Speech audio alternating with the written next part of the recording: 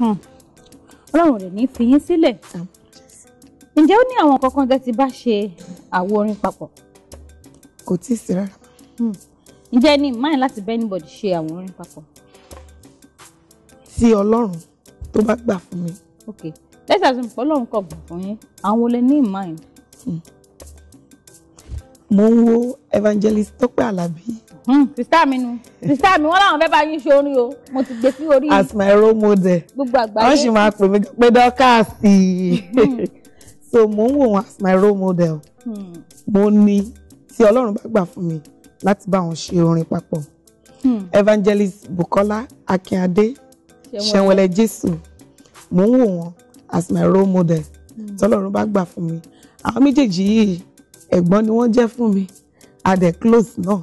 So mo feel pé tí Ọlọ́run bá sọ wípé àsìkò tó fún èmi àti wọn láti jọ ṣe orin papọ̀, ó di dandan ká ṣe. Of course ẹ̀yin náà wà ń bẹ̀. Mo ń wo àǹtí mi Sister Lara Olúbọ̀ náà.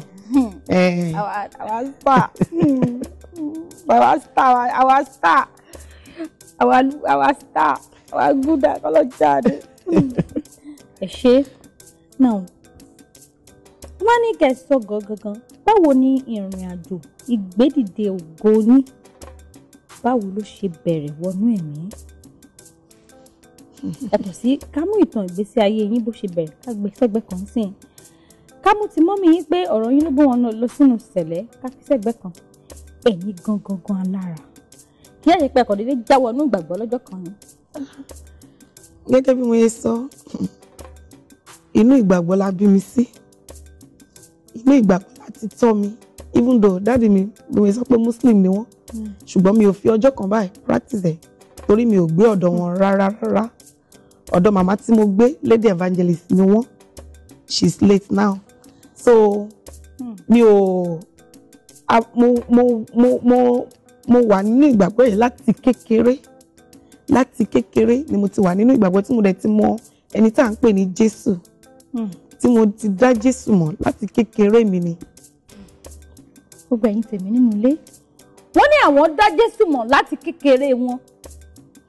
Ǹjẹ́ ẹ̀yin dá Jésù mọ̀ láti kékeré yín?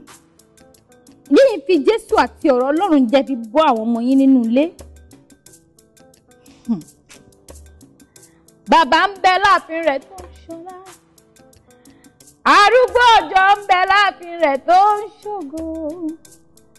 Àtàbàtúbú ń bẹ láàfin rẹ̀ tó ń ṣọlá.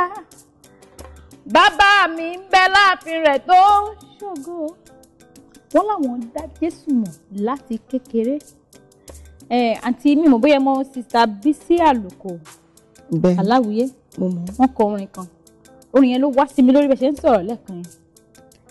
Bí mo tilẹ̀ kéré nínú ẹ̀yà Júdà o. Ṣẹ́mu náà. Olùgbàlà mọ àwọn tirẹ̀ tó yàn o.